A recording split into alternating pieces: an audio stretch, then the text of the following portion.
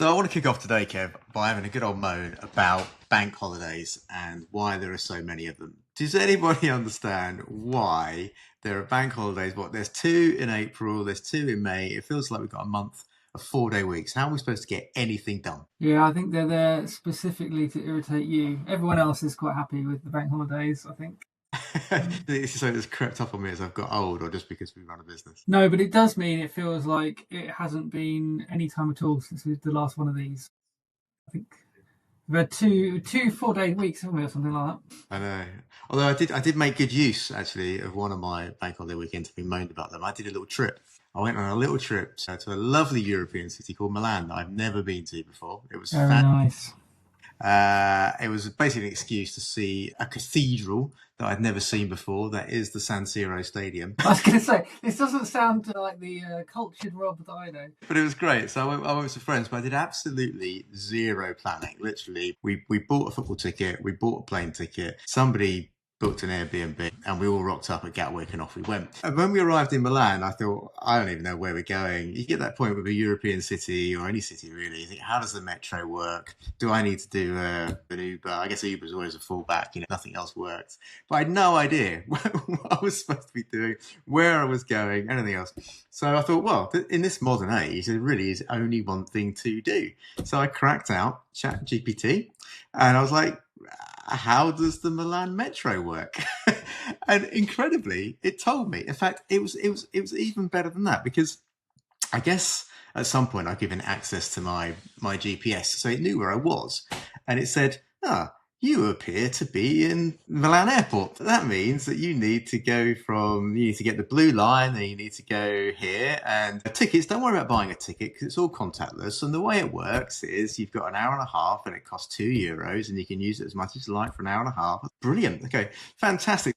This is the station we're going to. How do I go there? I said, well, okay, you take 7 stops down this line and then you transfer onto this other coloured line and it takes you right there. And actually, your Airbnb is just across the square. So, you should be fine. Just head left out of the station and off you go. So you're living in the future, aren't you? I know. So that was phase 1 amazing. and it worked like a dream. It was fantastic. The Milan metro is a wonder. Checked into our Airbnb. That was all lovely. We were like, well, what are we going to do now? It's just Saturday. The football's not till the Sunday. So let's do some sightseeing. So I said, ChatGPT, where do I need to go and what do I need to see? It was incredible. Again, it said, well, what you really need to do while you're in Milan is to go and see the Last Supper. Now, I didn't even know the Last Supper was in Milan. So I got quite excited at this point. That does sound a bit cultural. So I said, great, can you buy me a ticket? And it said, I'd love to do that, but unfortunately you need to book this several months in advance because it's very restricted. So, however, there is a great cathedral over here. Would you like me to take you to this wonderful cathedral? So I said, yeah, that'd be great. Okay, fantastic. While you're there, would you like me to build you a scavenger hunt so you can explore it? I was like, yes, I do.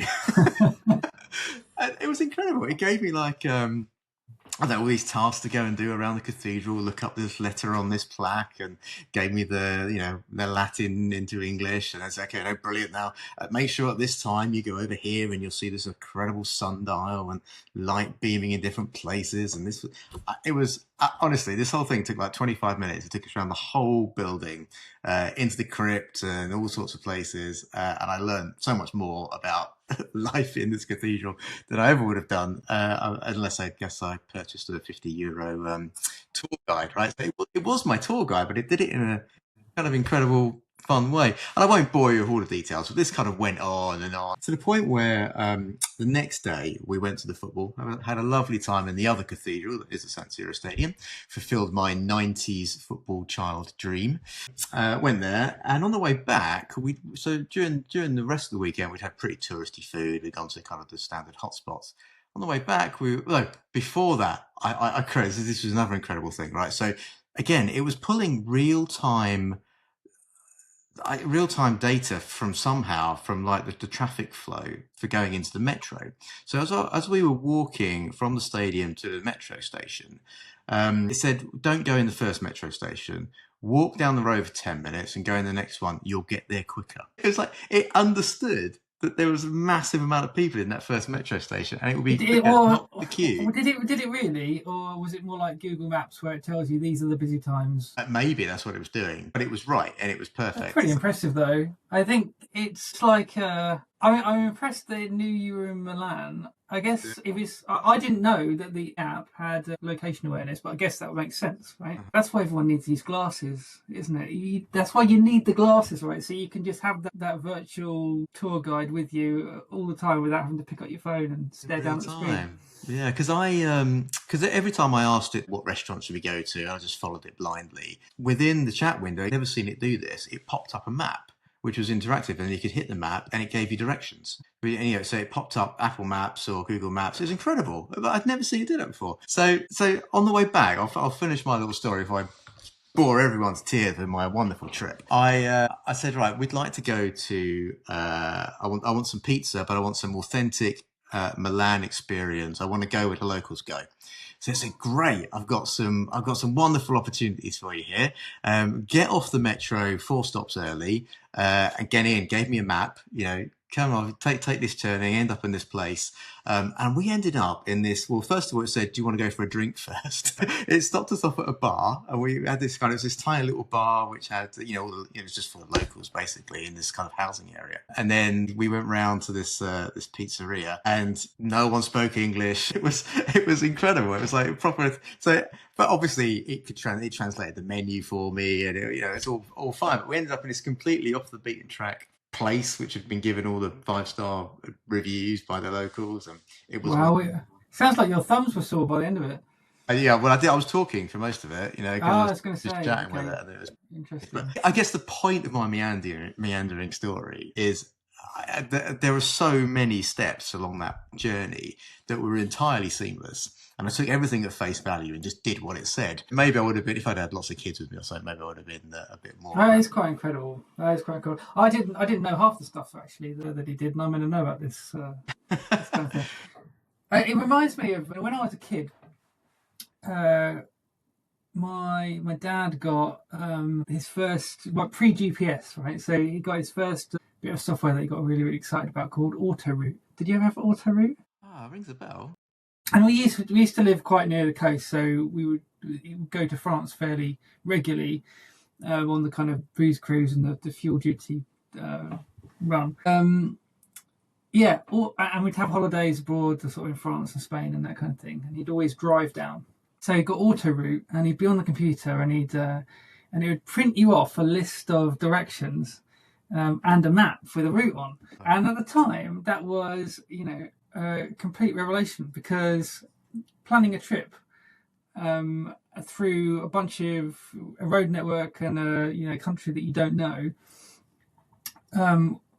used to be really, really difficult, and this gave you literally turn by turn instructions. My poor mum had to read them all out. So of course, whenever she made a mistake, all hell broke loose. So we ended up going around in circles for a while. But it's this step change, and then obviously today, pre-ChatGPT, Google Maps did it again. We go to London all the time. I never know where the hell I am in London. It just tells me what tube station to go to. I pop off, I pop into an office, and I pop back down again. And you don't have to think. You don't have to think to get on a train and go meet someone in an office or a location in London. So that whole cognitive load, that whole pre-planning exercise that used to consume brain cycles and time has gone. And everyone's used to that now. But you kind of just explained how you've taken it to another level, right? You didn't have to think about anything for this whole trip. You didn't have to care that you couldn't speak the language, that you didn't know where you were, that you didn't know what to eat, that you didn't know how the train system worked. You didn't know sod all. There was so many little on the edge, Rob. I know, there were so many little wow moments along the way. Like, as you said, I didn't know it could do that. That's incredible. And honestly, the scavenger hunt around the Domino living cathedral was flipping incredible. I would definitely do that whenever I'm out with the kids again. It's like, oh, that's some place they don't want to be. Let's get the AI to build me a scavenger hunt to make it interesting. Yeah. It was so good. That reminds me of something else, actually. A colleague of mine pointed me this story, actually. And it was written, I think it was a long time ago, 1980s. It might have even been before that. And it was about this fictional future where with AIs, in the mix. And the first role that these AIs assumed within society, and the first place they actually surfaced, was not in the general population as a chatbot or a robot, but they actually surfaced as a manager. So the whole story was about this fast food restaurant essentially, and the management installed this AI manager that optimized people's working day to make sure they were serving the most amount of staff most efficiently. They kept an eye on all the staff. So if they were missing something or a customer had a problem over here, they would alert the staff. It got very dystopian over the course of the story. Right? But it turned out, the restaurant was doing more business than ever. They were making more profit than ever because this AI manager was like so efficient, making sure the people were doing what they were meant to do. And your scavenger hunt reminded me of that, because we're willingly outsourcing our brains to some other thing that decides to direct us around and make stuff up for us to do. Yeah, totally. And yeah, exactly. I mean, I was really grateful because there was so many cool things I never would have found. And it was genuinely cool. I already got in and went, oh, look, the architecture's nice and all lovely history, and I feel cultured. But I actually come out quite excited about the things I saw. But you asked an interesting question, though. I mean, when I was talking about how it redirected me to a different metro station because the first one was busy, was it really using real-time data, or was it just predicting it based on previous traffic? And it did make me think about this predictive nature of, I guess, the LLM's technology, which is behind it all. And when it's not thinking, is it? It's not, at the moment, it's not really making any sort of conscious choices. It's making predictions based on inputs to try and get to a preferred output, which in many ways really reflects the way our brains work to the most part. I was reading this book. It was some years ago, actually, by a chap called Will Storr, and it's completely unrelated. It's called The Science of Storytelling. And this is one of the... I tried to have like a technology book on the go, some kind of something that makes me think, some kind of philosophy or something, and then something completely random. I just pick a book at random, and I thought, I'd be interested in that news stories. That might be... how to tell a good story. It might be quite good at sales or something. I don't know. Anyway, but actually what it turned out to be was... stuff about how the brain works, which I was completely not expecting.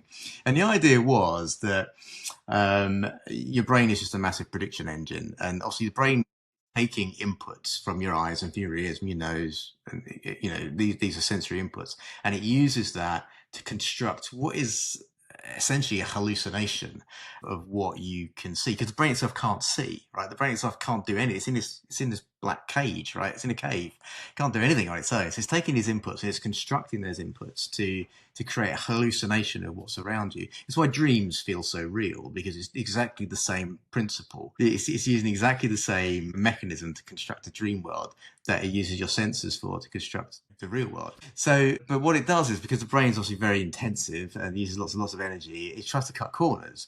And so instead of actually seeing everything that's really there, it sees enough to make a prediction. So if you go to the same place over and over and over again, it's not really taking in new information. It's recognizing you're in the place you always go to. It knows the trees there and the benches there and the rest of it, and just reconstructs it as it was to try and save that cognitive load, that energy load. It's why sometimes when you're walking through a park or you're somewhere strange and you're convinced you saw a guy standing over there, you're convinced that you saw it, but the truth is you did see it. You absolutely saw it. Your brain put that person in your hallucination world. But as soon as you got a bit closer, you got some new inputs, you got some new information, it reconstructed the world and took the guy out. It sounds very Matrix. Well, yeah, right. But I think this is a long way around of saying. I think there's an essence, there's a sense that LLMs are essentially doing the same thing at the moment. They're constantly predicting and shortcutting to make predictions of outcomes in the most efficient and quick way as possible based on the inputs that they've got. Yeah. This idea that the human brain is a prediction engine isn't new. I think it's something that's been around for a long time, but it's something that's being talked about a lot more at the moment. And I wonder if that is because of where we are as a species with AI and all the stuff at the moment that you're hearing about how it does work and how it should work and how the hallucinations and this and the other. Because I think obviously LLMs are prediction engines, and we throw a lot of criticism at LLMs for hallucinating and for confidently predicting the wrong answer. And I hear a lot of people on social media who say, "Oh well, this LLM told me to do this and it was clearly wrong. How can we trust these things?" But the nuance here is that the majority of the time it's right. The majority of the time, and I use them day in and day out, the majority of the time they give me a better answer than a human would. They write better than I would, or my colleagues would, and the quality of the output is often better too. So yes, they do make mistakes, and they confidently declare things that are wrong. Sometimes because they have just hallucinated. Sometimes because they don't have the context.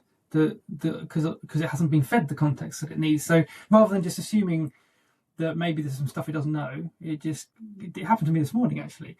It just tells you that matter of factly that this is this way because of this. Not understanding that there's a whole chunk of information that it just doesn't know about. But are we actually just not very comfortable with the fact that we've built AI models that behave like the human brain and are prediction engines, and where we're kind of looking in the mirror when we're using an LLM? We're looking in the mirror, right? There's a whole bunch of people that I talk to that confidently predict the wrong things, and confidently tell me things that aren't true.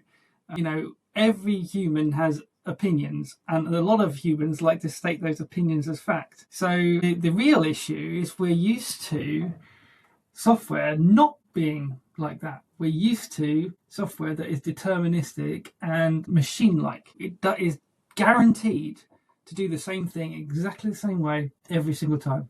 It takes a huge amount of effort to train ourselves and our brains to think like that, to be able to program a computer deterministically, and because thinking through a problem step by step and being so precise that you can get it to do the same thing again and again and again, it's traditionally been quite hard, which is why not everybody is a software engineer, and not everybody wants to think like that, can think like that, enjoys thinking like that. But we end up with these deterministic machines and this deterministic software, and the expectation we now have of software is that is what it is and that is how it behaves. And now we've got software that's starting to be built on LLMs, and they're prediction engines, much like the human brain, and it's much more like doing something with a coworker, or having a bunch of employees that can do something for you. And so the way we have to think about software is going to change, because we're building software that mimics the human brain. And there's still a long way to go, I think, before this kind of fabled AGI, until we've got something that can learn and outthink a human. But nevertheless, the direction of travel is still one where we are pursuing a more human-like software that at the moment learns via gobbling up the whole internet and then stopping. But in the future, won't stop there. In the future, it will carry on learning and adapting and developing through experience and through sensory and time-based input, like we do. It's interesting. It sounds like you're suggesting we should be really using LLMs or thinking about LLMs more like we would interact with people, right? So rather than treating it as a tool to get a job done in a deterministic way, this is a hammer, it's good at hitting nails, therefore I'm going to hit a nail with my hammer. It's more like having an opportunity to work through something with a co-worker. So it's more relational. As we said, it operates in the same way, in that it will, as soon as it thinks it's got enough information, it will make a prediction about what the next step is. And we need to be able to, rather than just take it at face value, we need to actually, that's just the next step in the conversation. It's now, okay, great, you said that, but now I'm going to say this, but that's going to change. That's the new input. So that new input is now going to change the way I've seen the world. And in my silly Milan example, what should I do in Milan? Oh, you should go and see The Last Supper. Okay, let's do that. Sorry, you can't do no tickets. I could have been really annoyed at that point because it gave me the wrong thing. But actually, no, it was a really useful interaction, which helped me to get to the next stage. And maybe if you're thinking about it in terms of building software, writing code, it's often how software engineering works, right? This is why you end up with bugs, right? So you think you know the answer to the problem you're trying to solve. So as soon as you believe that, you start coding away and you create your function, and then it doesn't work. And then the output you get from the fact that it doesn't work is another input. So then you can think, oh, okay, brilliant. I now need to think about exactly. And the AI coding tools are writing code in a very similar way. They're taking the error log, they're feeding that background into the loop, and they're trying to diagnose the problem from the error loop. So they can almost brute force create software. by keep creating software that doesn't work until it does work. And actually, some of the stuff you're seeing at the moment is a lot of the chat around if you're using the AI coding tools, one way to get good results out of them is to use test-driven development and make sure they're writing the code that will pass the tests, which is human developers would be doing for years as well. But that's quite a good way to constrain the LLM because it can brute force the solution until it passes the test. You might end up with terrible code, but you know it's going to do what it says on the tin. And if you think about how we work as humans, what we bring to the table is intelligence and decision making, and we can deal with unknowns and ambiguity, and we can have a whole bunch of concepts up here and navigate our way through them to a bunch of ideas and ultimately a bunch of end results that we can explore and that may work. Now, LLMs, and if agentic AI is more akin to that, then what they're bringing to the table is the same stuff. It's intelligence, it's the ability to work with other people or with other agents or with other systems. It's the ability to work with ambiguity, not necessarily come up with the perfect answer, the same answer, the right answer every time. But just like humans, if you want to consistently come up with the right answer or do something in a certain way, you develop frameworks and you develop tools. And then when you need to think in a certain way or build stuff repeatably, you use the tools. So you got IKEA Flatpak and you got spreadsheets, and we as humans, we use spreadsheets for stuff like accounting, right? To make sure that we're always generating the numbers and they're always following these rules and they're always adding up or doing what they do in a certain way. Now, I think that for a long time, we will be probably using AI, but we'll be using AI to create deterministic software of the likes that we are used to. But that deterministic software we're developing as tools to give to agents. So we're almost constraining them and forcing the output that we want by asking them to use the tools to deliver the results, And that's what you're seeing at the moment in all of these agentic SDK. It's all about tool use. And what's interesting is even when you're exposing this LLM to a whole bunch of tools which it can use, it doesn't always use them the same way or in the same order. And even when it has got them, it can still occasionally decide not to use them or produce the wrong result. So, in the same way that a human could. It's very human-like behaviour, isn't it? If you think how senior, experienced engineers operate, they've got enough latent understanding, muscle memory, experience just to bash out something that works fine. And maybe there's a tendency to do that, which is why we've got design patterns and frameworks and things that not necessarily constrain, but force good behaviour and make it easy to generate good outcomes. And essentially, I guess with the coding tools right now, we've got something very similar. They could just bash out code that will probably work, but it will be horrible, ugly, won't follow any of the same patterns, won't be maintainable, etc., etc.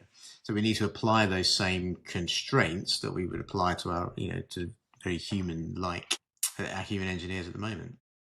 One of the things that's fascinating, actually, is we are kind of stuck in this mode now where, it can bash out the same stuff and then humans can come in and intervene. And part of the reason that isn't going to change anytime soon is because every time you use an LLM at the moment, you're starting from a blank slate. So all the agentic software at the moment is being built with essentially workarounds to get over the fact you're starting from zero every time you attempt any task. And obviously that's not how people work. People, they try something, they get it wrong, they carry that mistake with them for the rest of their life as learning and input into how they will tackle problems in the future. And that's why we pay more for experienced people than we pay for junior people. Now, every time you pick up an LLM and start using it, you're picking up a junior person, right? But they're never gaining the experience. So we're hacking it at the moment with stuff like agentic memory to try and build up that knowledge, but you're still starting from a blank slate, and then you're having to suck in that knowledge as almost like the first thing you do. Yeah. There's a fascinating article that's come out in the last couple of weeks by a couple of guys at DeepMind, Google, So DeepMind are the company that have really pushed the boundaries of AI for many years now. They developed AlphaGo, which was the AI that first beat the world grandmaster at Go. And what surprised the team at DeepMind when they built that system was it actually came up with entire new strategies of which like nobody'd ever thought of before. So it was genuinely kind of eye-opening, and that almost paved the way for the whole Gen AI thing that we're living through at the moment. But yeah, the paper that they published is called something along the lines of the era of experience, and it's suggesting that the current state of LLMs is capped out. Everything we're doing at the moment is teetering out around the edges. Yes, they are getting better at various benchmarks, and we are exploring new ways to get them to perform better, to hallucinate less. But it's essentially by getting them to think agentically, or putting them in a loop, a prompt loop, right? Which is what's happening with the latest models from OpenAI, the O3 and O4 models. But the era of experience, they're suggesting that that's not enough. That's not real intelligence, because real intelligence has to be learnt, and it has to be learnt over time. It has to be learnt through experience. It has to be learnt by sensing the world around us and constantly adapting our mental model. It has to be able to take on feedback. It has to be in the world, like embodied in some way, right? Because otherwise it can't know what's around it. It can't know when it makes a mistake. It can't learn through time and over time. And they were suggesting that the next wave is all about models that will learn much more like humans do. And they will exist in time, and they will learn over time. I was interested in this idea, started exploring it via an LLM, as you do, sort of suggesting that, okay, what if they could learn this stuff through, instead of the real world, what if they learned it through a virtual world? In much the same way that NVIDIA has developed this studio where robots can be trained in real robots can be trained in virtual reality, so they can develop their learning algorithms and their AI weights and stuff inside this virtual reality to help them walk and navigate upstairs and down slopes and that kind of thing. And then once that's baked and learnt, that can be downloaded into the digital robot brain in the real world. And it was interesting. It was suggesting that virtual gaming environments, especially ones that simulated real world stuff, could be used as significant way to fast track the learning in the era of experience, but it still wouldn't be a replacement for being in the world and communicating with real humans and trying to work inside real environments. So yeah, real kind of strong emphasis on the fact that the AI needs to get real. It needs to be unleashed, which was yeah, I mean, kind of almost inevitable, but kind of scary as well. The question that pops into my mind, where does this memory fit? Because obviously, if we bring on a junior engineer right now, over the next year, 2 years, 3 years, 5 years, they will grow and develop, and you teach them and you learn and you encourage them to grow with experience. You give them some bugs to fix, or you give them some small features to implement, and you shadow experienced engineers for a while, and that's kind of how they grow and develop, and they then become part of bigger teams and eventually start leading teams, and on it goes. It sounds like this experience model is suggesting something similar, but kind of in an AI world. How does the model learn from its mistakes? Yeah, except obviously you won't need to create loads of these models, will you? Because once that model has been out in the wild and it's learned and it's 5 years old, let's say, has 5 years of real world experience, then it can just be copied. Humans' brains can't just be copied, and so that's the difference, isn't it? So you can already. That's what we're saying. We'll end up with one fantastic software engineering model that's learnt from all of the mistakes of everyone that uses Cursor or Windsurf or whatever, or the Copilot. I think so. Yeah, and then everyone will just use that. Well, actually, we'll just write the code for everyone and do everything for everyone. Well, yeah, and this is what... Eventually. So the other really interesting thing that this article talks about, and it almost does it, it's quite subtle about it. It doesn't overtly say this, but reading between the lines, it becomes obvious. So there's this debate about what AGI is, right? Everyone keeps talking about AGI. What is AGI? AGI stands for artificial general intelligence. And initially, it's people define that as, well, it needs to be something that knows lots about lots of things, and can act at a human level of intelligence. Kind of already got that, haven't we? So people don't like that. So the definition of AGI keeps changing. Now we're saying, well, and then it needs to be more intelligent than a human, or as intelligent as a human, and it's not as intelligent as a human at the moment because it's pre-baked, because it makes these mistakes. We've already argued how that's not strictly a blemish, but I think the thing with the AGI definition and the era of experience is you're redefining AGI to mean something that is as capable as a human and can now learn and adapt and pull in sensory input and evolve over time. Yes, then we have created something that we might choose to define as intelligent in human terms. This paper seems to have shifted the definition of AGI to mean this new thing. So AGI is now something that learns like a human, that's intelligent like a human. The problem with that is once you have that kind of AI, then to go from artificial general intelligence, where you have something that is just as capable as a human, to artificial super intelligence, where you have something that is vastly superior to a human in terms of is a very small gap, right? Because once these things can learn from their environment and then duplicate themselves and pool resources, then they will start. They can theoretically start to pick up on stuff that humans have never picked up on. Or make leaps that humans have never made, genuinely new thinking. And once you've got AI that can do that, that leap to artificial superintelligence is slim. And this is why you've got these companies at the edges of this stuff now, and the people that have left AI and these other stealth mode startups, super safe intelligence or something, I think Ilia's thing is. That's where their head is at. Right? They know this. They know that, or they believe strongly that this is coming, and that we're not ready for it, and we've never had to deal with the kind of questions or the consequences of having an intelligence running around that's smarter than we are.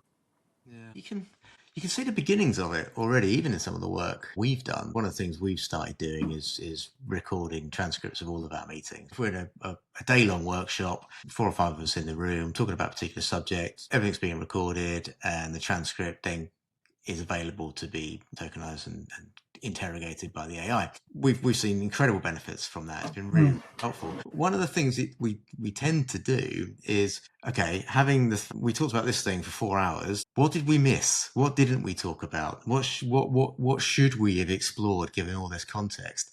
And it will come back with something that was a new thought. New thought to us, though. It's not a new thought to humanity, potentially, but it's a new thought to us. It's like, okay, and I guess it's done that given that it's got words from all the people in all the internet all the time ever. So it's looked at our transcript and said, well, actually, guys, you didn't think about this. This is another thing that you should be considering it. And it's having that extra intelligence in the room that is greater than ours in that context at that time.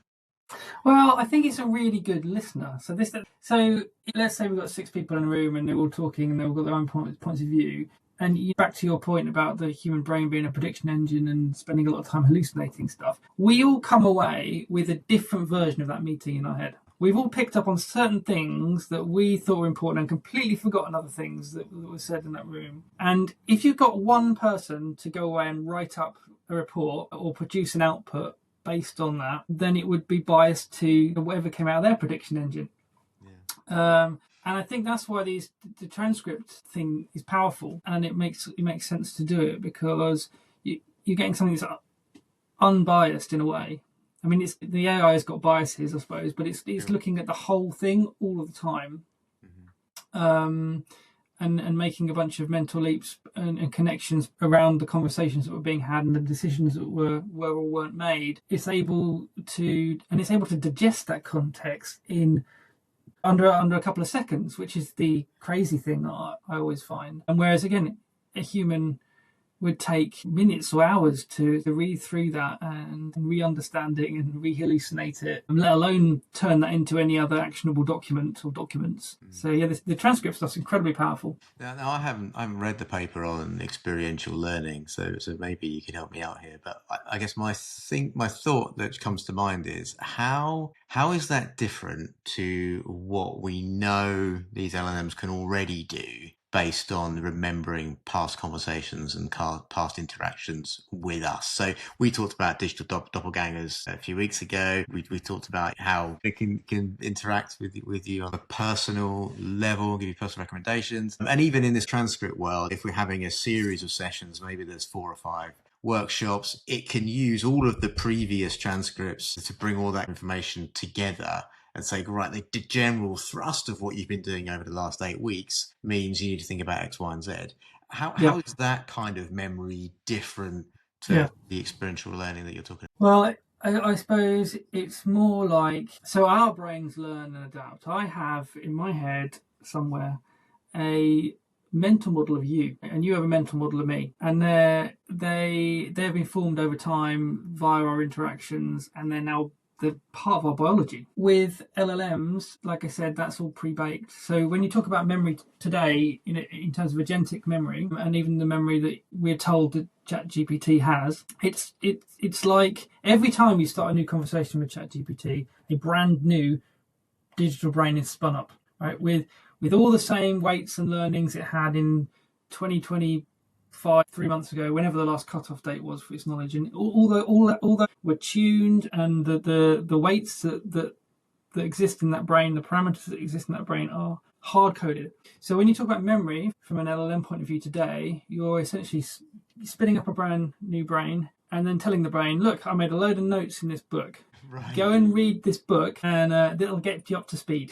It doesn't remember anything. It's just learning everything on second one when you've been up the new brain. It's like, this is all the stuff you got to learn. Go right now, we can have a conversation. Yeah, it's just and it's not quite like that, because what it does is when you're having a conversation with it, in the back end, it's injecting bits of information that it thinks is important into that context window that it's dealing with, and using that to formulate its responses, as well as the stuff that you're typing in the conversation that you're having. So it's a bit nuanced in the way that it works. It's not going away and reading all of those memories first and bringing itself up to speed. Those memories are being sort of dynamically inserted depending on the context and what you're talking about. And then with the newer stuff, where it remembers everything in all of your old conversations, which we still don't have in the UK, it's built itself a summary table of all your conversations. So if you're having a conversation with it today and it looks like one of these conversations that you had in the past would be relevant, again, it will go off and pull a bunch of stuff in.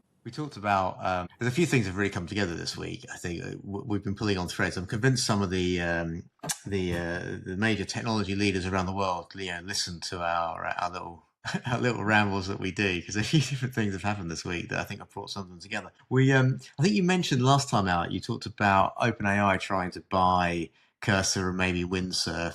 I've seen that report pop up a few more times this week, and silly numbers, like I think 3 billion, I think was the number I saw, as a potential deal to buy Windsurf. But the thing alongside that, so they have now bought Windsurf, I believe. It happened. Announced. Yeah, they bought Windsurf for 3 billion. Wow, that's crazy. That's that'd be one of the press release will go out, won't it? I say, well, nothing's really going to change. We're just really excited about it.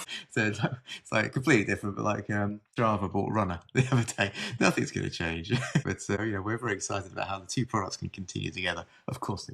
Yeah. So alongside that, I saw a thing where Anthropic are working very closely with Apple. Yeah. This. I did pick up on it to basically build out the next version of Xcode that will have Anthropic built in, to the point where they're actually using it. Apple are already using it internally within Apple to build their products. And they haven't yet decided whether or not it was going to be an internal only product or whether they were going to release it to the public. I thought that was fascinating. Fascinating on a couple of reasons, really. Obviously, we talked about the demise of Apple and how they're going to zero. And obviously now they're really seriously thinking about this AI integration stuff and how it works. But equally, there's a world where they only use it internally. It seems to be the suggestion, and that the public release of Xcode won't become this cursor windsurf type clone. Oh, really? I can't really see why they would do that, but that was the suggestion I got. No, I've not looked into it, so I don't know, but that would seem a bit strange, wouldn't it? Well, what is, I think, really fascinating though is all the big boys at least claim that these tools are now becoming the default. So we've heard from Spotify in recent weeks how everyone's got to use all the tools and they're expecting the tools to be used by default. You would assume the likes of Cursor and Windsurf are using their own tools and their own technology.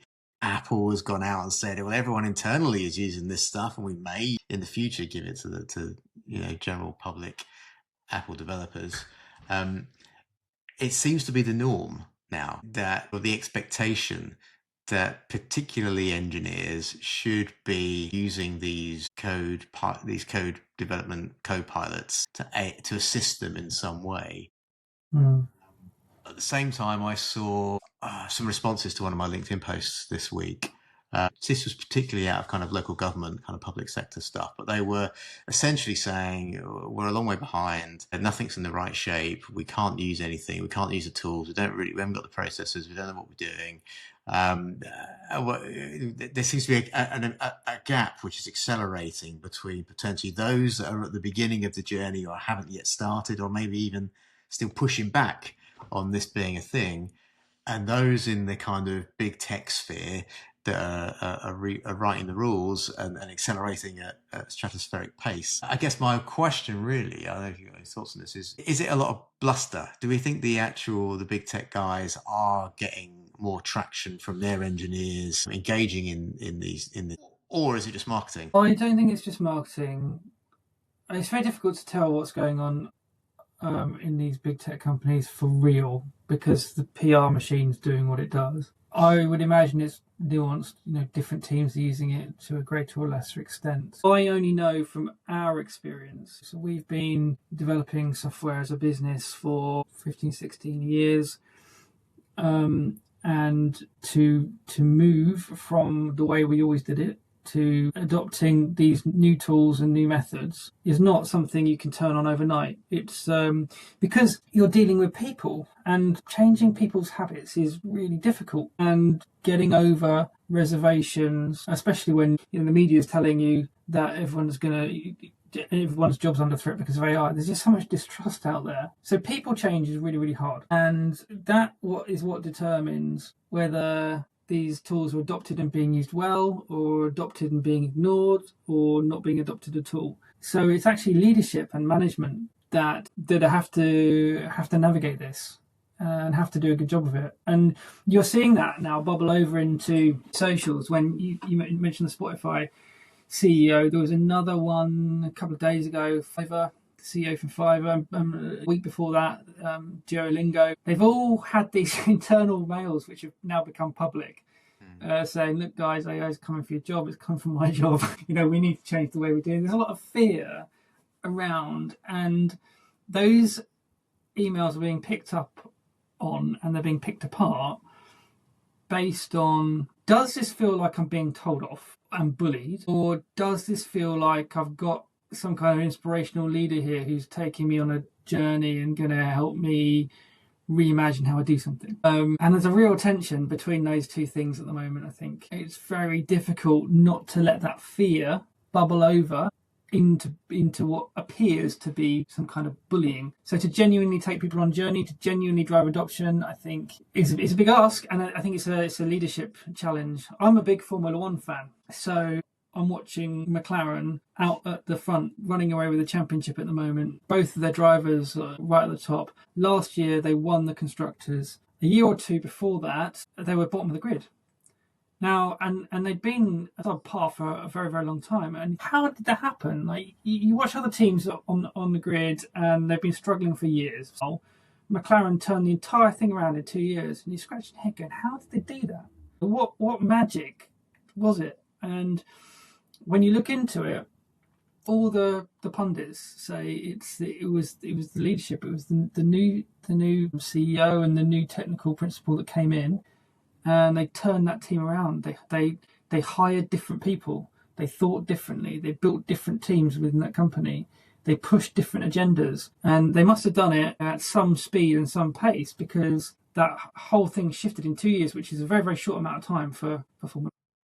And I think that's where you need to look at the moment. There are companies that are taking this seriously, the challenges seriously, taking it head on, and they're trying to push it at some pace. And there are probably teams within those larger organisations that are doing that also. And you would expect them to. These are the guys at the forefront of the technology that are ramming it down everyone else's throat. So if they can't do it and take it seriously at some pace, then what hope is there for the rest of us? But then you'll get other companies where maybe the leadership's weak, or maybe it's not where their head's at right now. They've got a whole bunch of problems over here. They don't have to be dealing with these problems here. So it's priorities as well. McLaren's priority was like, we need to be back at the top. We need to be winning championships. Right, to do that, we need radical changes.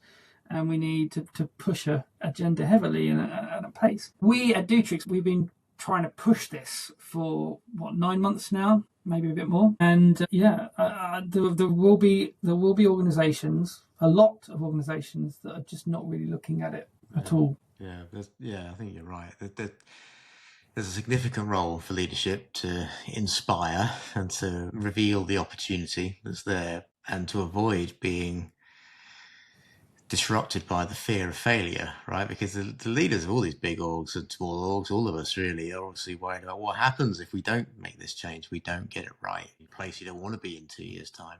So it's definitely a role for leadership, but equally as well as a role for individuals. People have to take responsibility, I suppose, over their own destiny and their own careers as well. When you come out of university, again, let's talk specifically around software engineering. You come out of university with a computer science degree, software engineering degree, whatever it is. And if you did that 10 years ago, 15 years ago, 20 years ago, there was a pretty clear path of how you're going to get from where you are to becoming the senior experienced chief type engineer, architect, whatever direction you're going to go in. That path has been upended a little bit in the last 2 years, and there's a certain amount of lack of clarity around what that looks like. But I think what we're all pretty convinced of now is that it's changed, and there is a significant amount of weight on the individual to shape their own destiny in this as well, and they've got a certain amount of self-determination in that. So I think it's a really interesting dynamic. You can see how leadership can get the backs up of individuals,